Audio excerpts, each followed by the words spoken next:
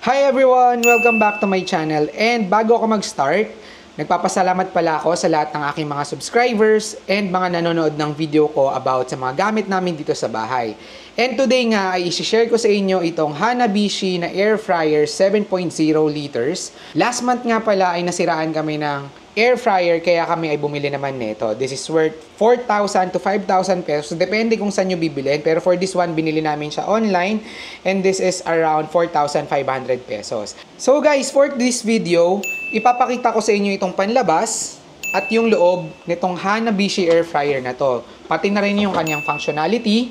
Pagka in-on natin, so makikita natin lahat ng kanyang mga presets. Then mamaya tatry natin magluto. Luluto tayo ng french fries. So ngayon, titignan natin kung pagka pin-reset lang ba natin dyan ng french fries, tapos ipi-play natin dyan, wala na tayong ibang i-adjust, is maluluto ba yung french fries. Bali guys, ang air fryer pala na to ay Hanabishi Air Fryer 7.0 liters, digital, analog yung binili natin, then non-stick siya, yung kanyang basket, and then ang kanyang model ay HA Fryer 70 SSDIG. Ngayon, ang kinagandahan nitong air fryer na to ay meron siyang rapid hot air technology. And adjustable yung kanyang mga cooking time, then may mga presets na rin siya.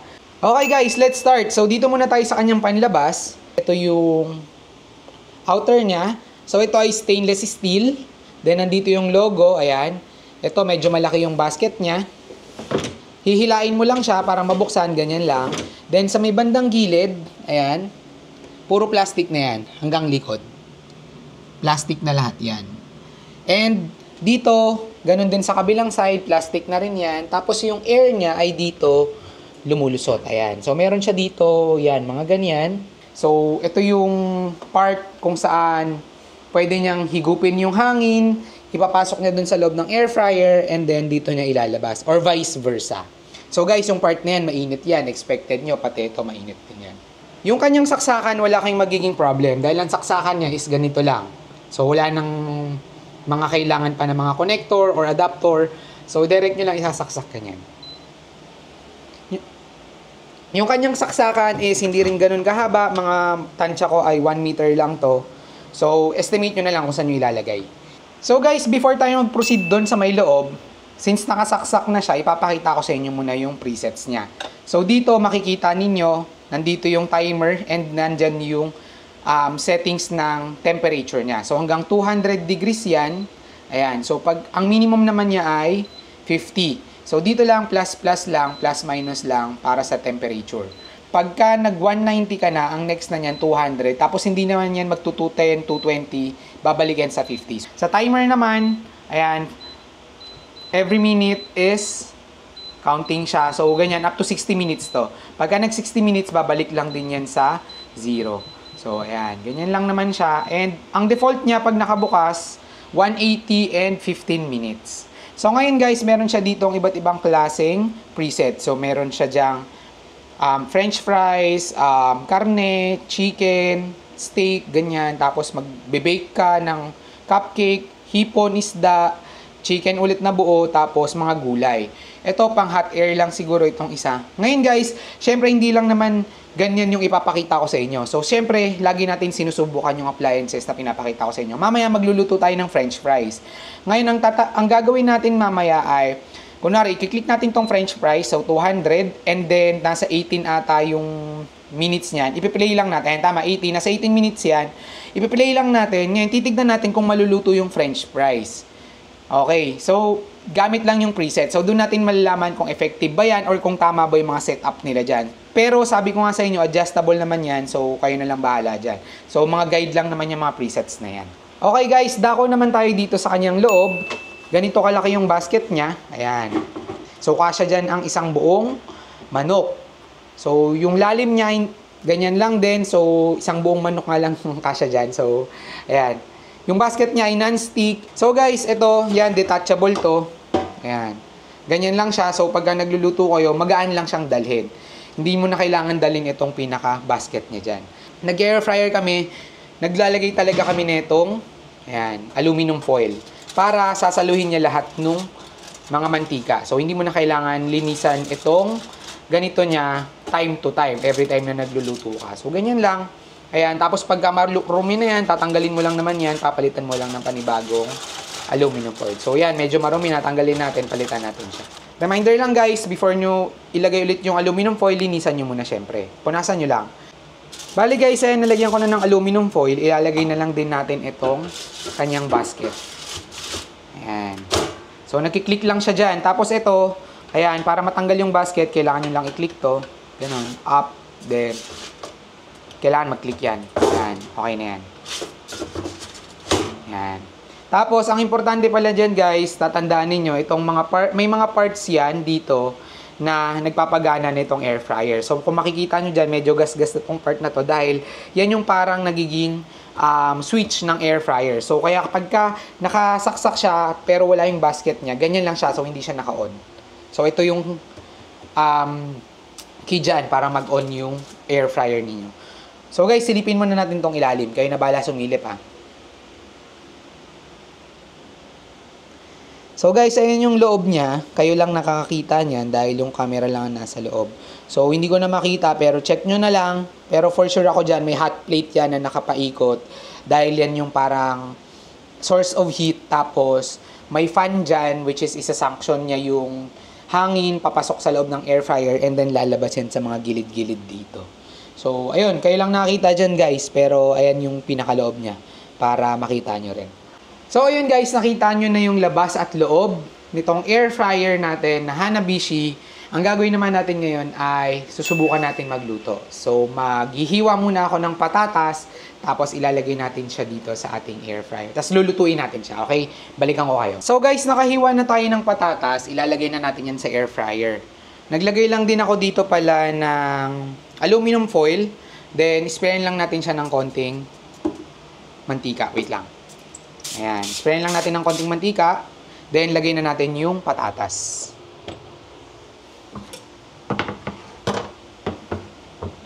Then, ito nga pala guys yung patatas natin. So, kung makikita nyo, fresh yan ng patatas and thick cut siya. So, hindi maninipis. So, masusubukan talaga tong air fryer na to.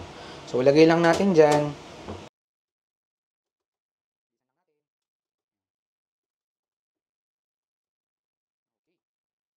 So, nailagay na natin yung mga patatas.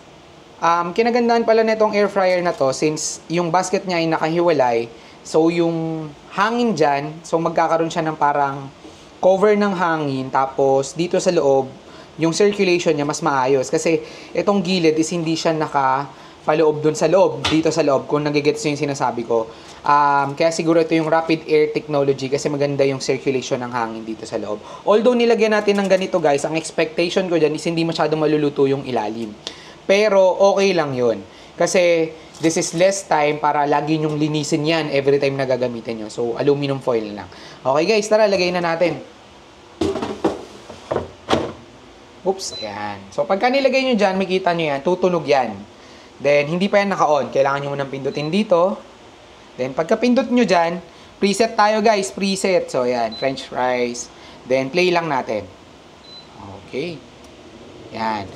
Magluluto tayo po ng 200 degrees Celsius for 18 minutes. So, balikan natin siya after 18 minutes. And, ayan. So, flex ko lang din pala tong Fujidenso natin nung nakaraan. Kailangan natin siyang i-on. Yan. Okay. So, guys, balikan natin siya after 18 minutes. So, guys, after 18 minutes, ito na siya. 0 minutes na nakalagay dyan and continuous pa rin yung air fryer natin na gumagana. Pero I think ang ginagawa na lang niya dyan ay dinidisperse yung hot air sa loob para fully talaga makook yung nilagay natin sa loob. Bale guys, antayin lang natin matapos yun. Ayan, so tapos na. Antayin tuloy matapos. So guys, be careful lang, mainit tong side na to, mainit yung side na yan. So lahat ng part ng air fryer ay mainit pagkatapos gamitin. So, wag nyo nang hawakan, ganyan, wag nyo akong gayahin. Pero itong part na to, ito, yan. Hindi naman siya ganun kainit. Pero yung part na to, ibabaw, likod, saka gilid, ilalim, mainit lahat yan. Tignan natin kung masasurprise ba tayo, luto siya, or masasurprise tayo dahil hilaw. So, ready na ba kayo? 1, 2, mainit.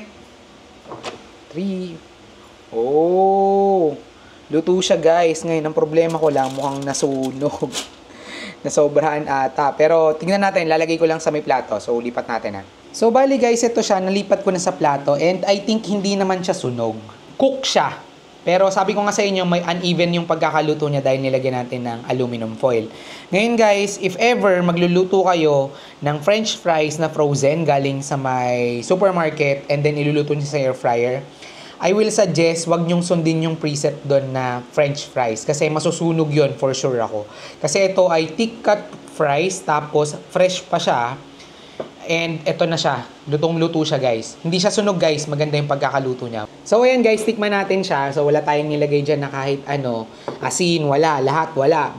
Basta, fresh lang na patatas. Hiniwa lang natin. Tapos, nilagay natin sa air fryer. So, lagay lang tayo ng konting ketchup. Siyempre. Ipapakita ko sa inyo yung texture niya. Kaya, wag muna kayong aalis. Para malaman nyo kung talagang luto or sunog. So, kuha lang tayo ng isang piraso. So, ito siya. Ayan. Kung makikita nyo naman, ayan, maganda yung pagkakaluto niya. Uneven lang, guys. Again, uneven dahil nilagyan natin ng